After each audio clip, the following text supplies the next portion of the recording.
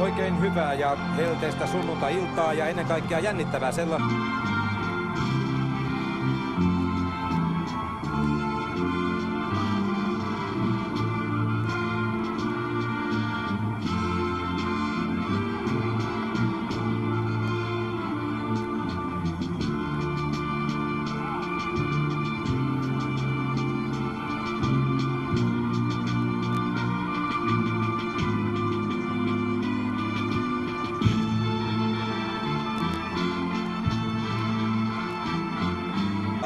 Kokenein siinä suhteessa on numero 4 Akhmedov 25 maaottelulla, yhtä montaa numerolla 6 Rasim Abulfovilla, mutta muuten pitäisi nyt sitten saada pääpelivoimaa, jota Suomella nyt ei mikään ylivoima siinä tilanteessa ole, mutta fyysisesti vahvana joukkuusi yritys lähtee ja nyt se lähtee Litmasen kautta eteenpäin. Aika näppärä syöttö tarkoitettu Johanssonille, mutta väliin sinne ehtii numero 9 Rufat Guliev. Hyypiä nousee sinne 16 alueen sisään lähelle rangaistuspistettä, mutta sinne asti heitto ei kanna. Hyypiä jatkossa pääsee puskemaan eteenpäin ja sitten vanhalla paikalla ja hienosti tulee myöskin Sumjala. Tulevaisuudelta, mutta kyllä tosiasia on, että näistä Suomen 18 pelaajasta niin 12 on pelannut 90-luvulla 21-vuotiaiden maajoukkueessa vielä, että erittäin nuoria kavereita ja parhaat vuodet on ehkä 2-3 vuoden päässä. Ja jos sitä ennen on se 2-3 vuotta oltu ammattilaisena, pelattu ammattilaisena, niin se antaa kyllä hyvää kokemusta ja ehkä tämmöistä hyvää ennustetta Suomen jalkapallon tulevaisuudelle. Näin varmasti on. Välillä pääsi Azerbaidžan taas yrittämään omia hyökkäyskuvioitaan, ne jäivät aika heppoisiksi tälläkin kertaa, mutta nyt lähdetään sitten maltilla alakerran kautta. Jabarov joka tapauksessa syöttää ihan sinne maalin tuntumaan ja sitten lähdetään Abulfovin kautta hakemaan uutta aukkoa. Siinä on suomalaispelaajista lähinnä häntä Sami Mahlio, mutta syöttö menee sitten aina Kurbanoville asti ja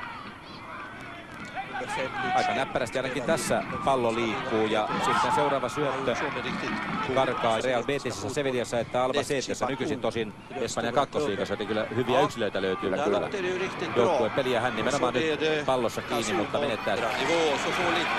Senpä takia olisi tärkeää, että Suomi tekee sen avausosuman, jota Litmanen nyt hakee hyvää vetoa, mutta hyvä on myöskin Sitkov tilanteessa. Ei mikään ylivaikea pallo, mutta hän luki kyllä aika tarkka.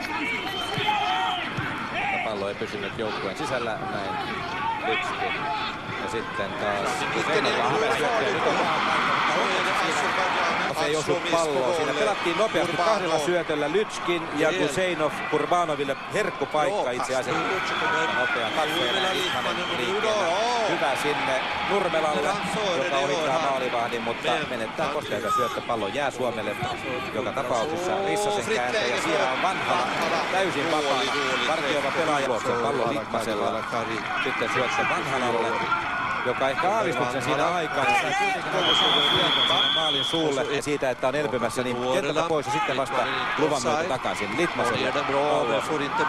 Mutta ei onnistunut ihan haltuunottoja samalla.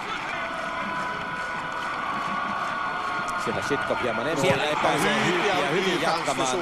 Erittäin hyvä. Todella hyvä tilanne oli siellä. Sami Hyypiä on. Abulfov. Hyvin pois tilanteesta. Saa aika hyvän syötön eteenpäin nyt Kurbanoville, joka kyttää siinä Koskisen takana. Näkee tarkalleen mihin syöttö tulee ja sitten on syntyä paha paikka, mutta Valakari sinne pääsee pelaamaan pallon. Där är ett bra inlägg! Jari Vanhala nickar in 1-0 till Finland i andra halvleken. Ja se tulee todella hyvää paikkaa. Inte bara som det ser ut. Ut går nummer 11 Kasumov.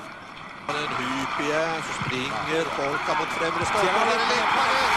Och det är 2-0 till Finland. Todella loistavasti annettu vapaapotku. Ja Litmanen lukee kuin kirjasta mihin se tulee ja puskee 2-0, 18 ja 50 pelattu. On kyllä sellainen tilanne, kun mennään 2-0 johtoon Azerbaidžanin tasosta joukkuetta vastaan, niin nyt pitäisi vielä vaan niin saada 10%, 20% tehoa Litmanin seurasta. Todella hienosti. Mutta nyt myöskin Azerbaidžan pelaa todella hyvin tässä. Ja tietysti jos he yrittävät, niin ei siinä ole mitään. Niin pitäisi. Jarikin menettää pallon. Mosajev. Synd att Suomela inte fick komma loss där på gång ner till kortlinjen. Det blivit läge för en boll snett in mot boll. Lychkin. Hyvällä tekniikalla siinä pääsee Mahlion ohi. Mutta syöttötila ei sitten löydy. Ja Tvåfotsdribbling. pistää yrityksestä huolimatta. Mutta eihän se tarkoita sitä, että se lopettaisi yritykset siihen suuntaan. Näyttää vaan hieman paras iltoahteen. Nyt tulee paha tilanne ja siinä on tulla sitten taas ja tuleekin Kurbanoville tilanne. Kun ei tarkkuus ole, mitä joskus on ollut, niin... Se oli tämmönen, ehkä vähän niin kuin Niemelle, justiin se, mitä Antti puoliajalla puhukin, että kun tilanteet ei tule, niin tässä oli vähän niin kuin semmoinen... Näennäisen hyvin tässä, mutta aukkoja löytämättä. Så backar finländarna och släpper in Azerbaijan.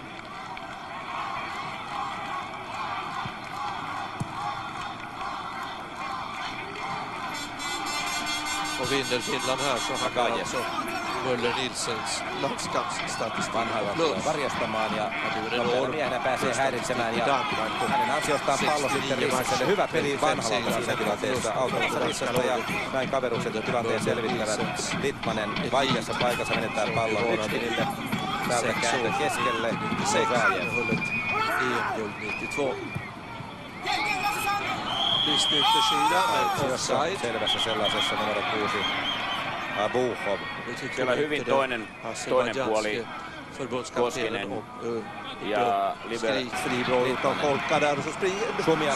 Den bollen är bra. Aavistuksen Och så tappar in på bollen. Och det är 3-0 till Finland. Näin Chitkov tarjoaa kuin tarjottimella pallon Suomelalle, joka toisella kerralla kiittää ja toimittaa pallon verkkoon. Kyllä Chitkoville on tullut aika paljon näitä kumman. Lähti siihen perään, Chitkov tulee ja menetti pallon. Ja näissä Antti on kyllä hyvä.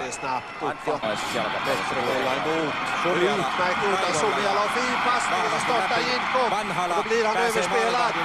Pääseekö vielä ohjaamaan eteen? Pääsee ohjaamaan maaliin. Hyvin pelasi siinä kaksiko taas yhteen. Suomela. Sarjat ovat päättymässä, mutta kotimaan pelaajat jatkavat ja kaikki valmistautuvat sitten jo seuraavaan karsintaotteluun, joka on elokuussa Norjaa vastaan. Se oli hyvä voitto Suomelta. Tämmönen